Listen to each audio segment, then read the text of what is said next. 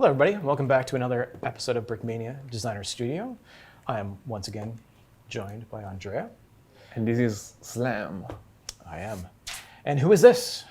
This is a Messerschmitt. What was that? BF. That's my notes. Okay. This is a Messerschmitt BF-109, the first new release of our new line of BF-109s coming this year. So we started from the earlier variants. This is a BF-109 E-7. There's What do you know? infinite number of BF-109 variants, Yes. correct? They were like, it was like modern software releases. They're updating them twice a year. Yes. And The numbers are not always in order. there's like a family tree of BF-109s and upgrades. So it's correct? G6, G14, and then G10.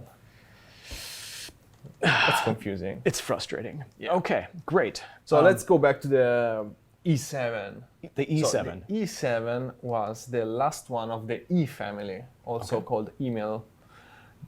That's the family that introduced the DB601 engine. So it's a very powerful engine, over 1,000 horsepower. Ooh.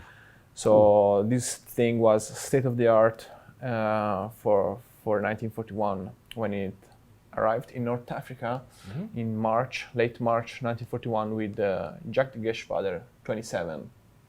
One more time. Jagdgeschwader 27. Ooh, nicely Can said. you say 27 in German?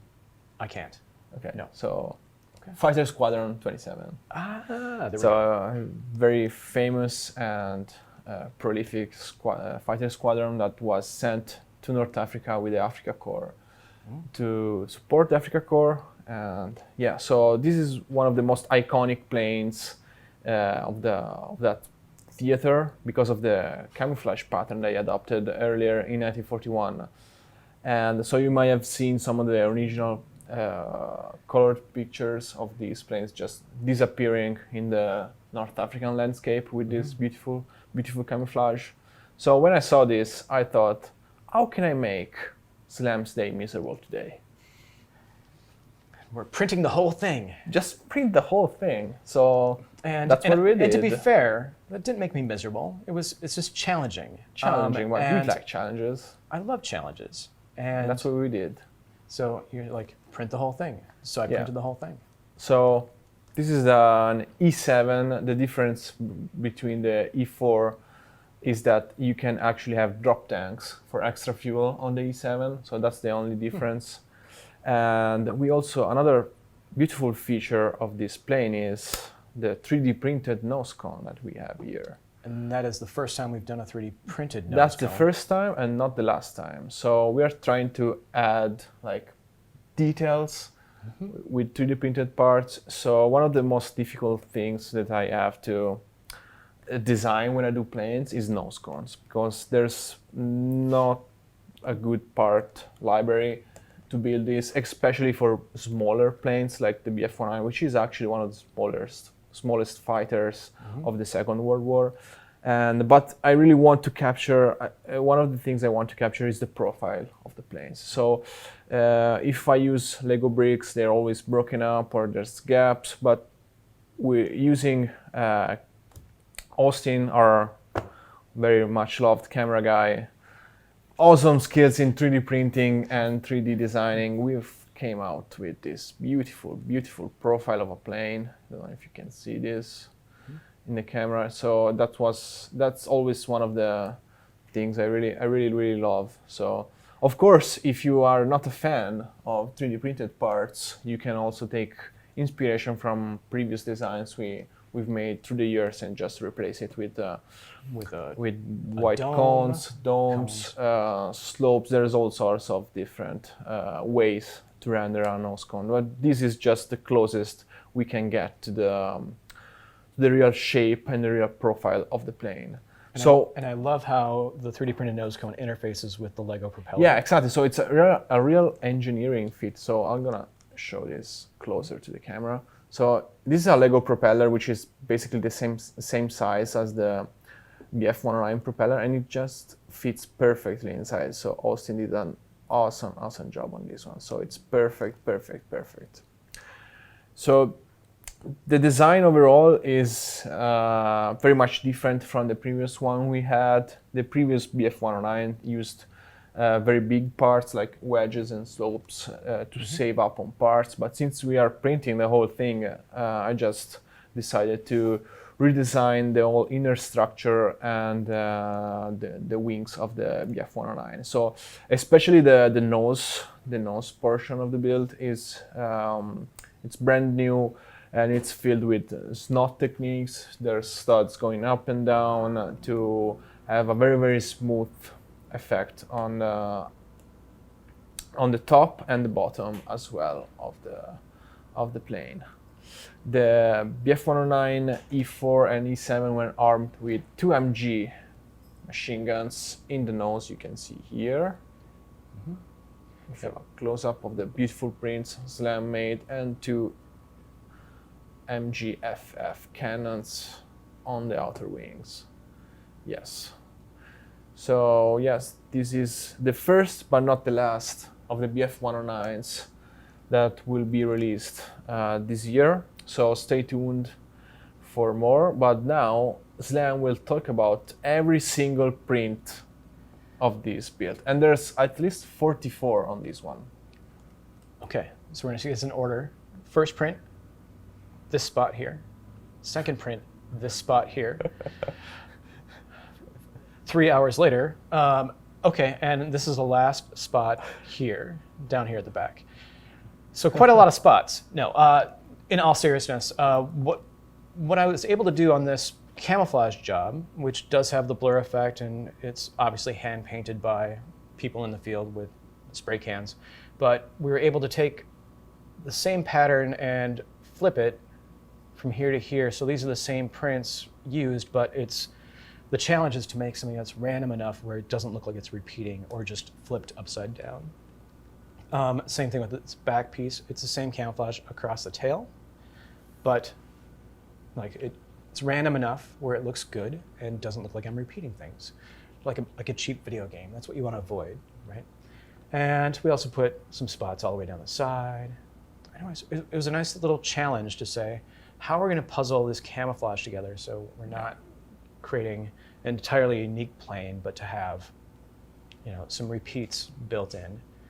And I think I did a pretty good job with that. Yeah, you did a very good job. And some of these, like stepping from the top surface of the wing to the bottom surface or the leading edge of the wing, like the camouflage, like connects slightly. But again, we're reusing that piece over here, so does it work in both cases? Just interesting and challenge, like a good puzzle. And yep, we already talked about pointing out the guns. I always enjoy doing little gun cutouts because they absolutely look like they're straight off of an X-Wing. So there's a little Star Wars reference there. And then we got to do this fancy little tiny logo. This is you said JG27. 27's North Africa logo with the leopard and the shape of Africa in the back. So not a problematic logo at all. Not at all. No, not at all. We also have printing under the wings because these are very premium models, so we didn't spare. Yes. So of course we have our underwing roundels. Yes. As you see there. Cool. And we also have a very beautiful, beautiful tropical German pilot. In his shorts. By a his very fancy talented Amanda.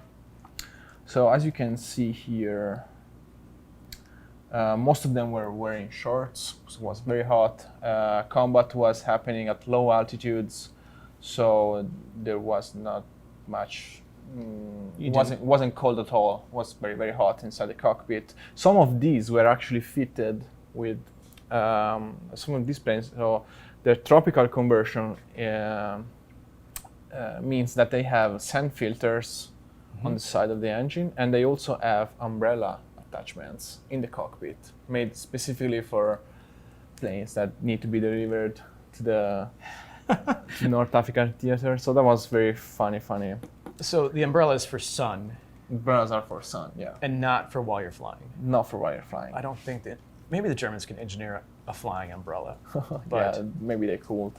So talking about the figure again, so tropical uniform, short sleeves, short shorts, and of course the life vest, because most of the fighting was happening near the coastline. So if you needed to ditch, you better ditch in the water and not in the middle of the desert.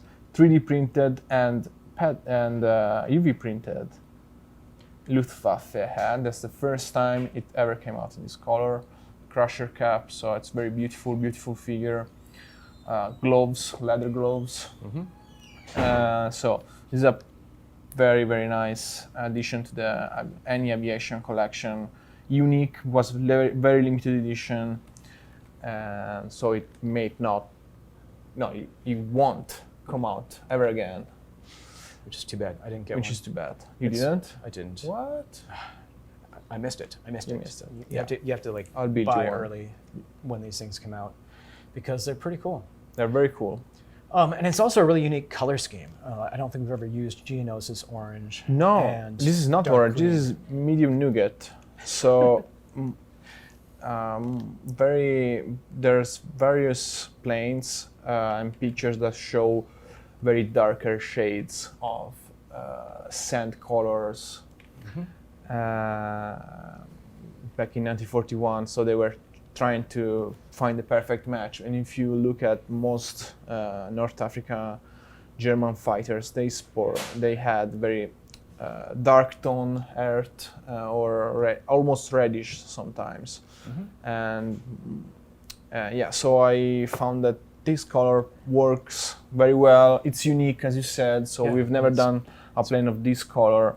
And they also had only the upper surfaces on early war planes were painted, so there's a very nice contrast between the looking at it from the top side, but it's almost all gray on the sides, which is what you want because you don't want to be spotted when you're in the air, but also you want to